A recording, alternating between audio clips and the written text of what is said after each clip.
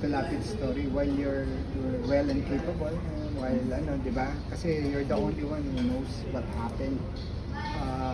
Yung detalye, ikaw yan, mula nung nagtitinda ka ng tinapay, nagtitinda ka ng yelo, nangangahoy ka sa bundok, nakikipangahoy ka, nakikipag-alaga ka ng kabayo, so those things, nakipaglaba ka, di ba? So nag-alaga ka ng kalabaw. So ikaw yung lahat ng mga kadetalye. So while you're in yung mental state mo is still intact, pasulat na natin. Para pag umabot yung time, whether it's gonna be a movie or a book, di ba? At least may legacy na may iwan for you, magawa na natin. But I think hindi ko na siguro aabutan yun. Probably yung mga next generation, yung mga anak ko na or anak ng mga kapatid ko, whoever is gonna do it, but not in my generation. Hindi na kami magkakapatid kasi what? I'm already 47. So, may edad na rin ako. So, ang youngest namin is around what? 42. Yun ang bunso namin. So, pero sabi ko sa tatay ko, ikaw lang may alam ng mga leading ladies mo na nakasama. So, hindi namin alam yun. So, magsulat niyan.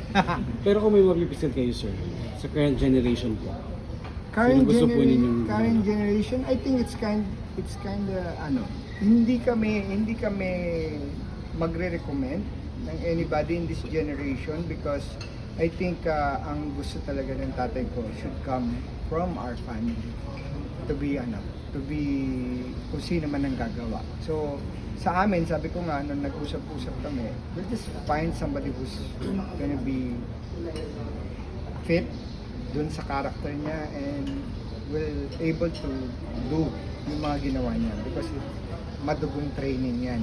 It's not an easy one.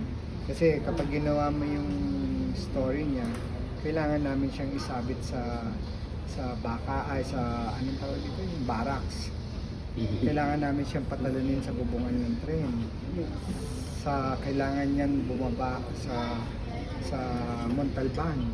walang ka-double, sir. No, walang double. Dapat sa mismo. Sa mismo. Kasi Lito Lapid yan, di ba? So, I mean, hindi siya madali. I mean, that's why sabi nga namin, hindi siya madali. Kaya sinasabi kong hindi na siya sa generation namin because although kaya pa namin gawin, but of course, yung age namin is not in our advantage anymore.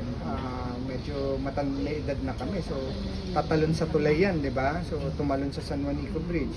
Nagpapakaladkad sa kabayo, tumatalon sa kabayo. So, yung bata talaga ang kailangan naming i-ready, ihuhulma namin yan, iti-training namin just to magampanin niya kasi dahil madugo dahil siya, ang tinignan niyang model ng time niya, yung Jess Lapid naman, senior. So, lahat ng ginawa ni Jess Lapid senior, yung ginawa niya yung Jess Lapid story, kailangan niyang gawin.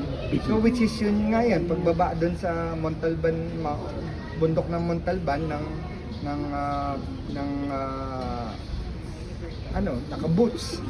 So, bumaba siya, tumalon sa train, from the bridge, papunta sa train na umaandar, moving. So, sa San Juanico Bridge,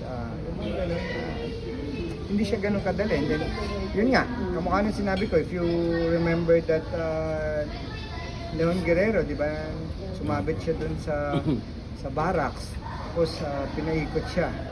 So, ang ginawa lang nila nun is tinali yung paa niya, nilagyan ng brace yun, tapatungan.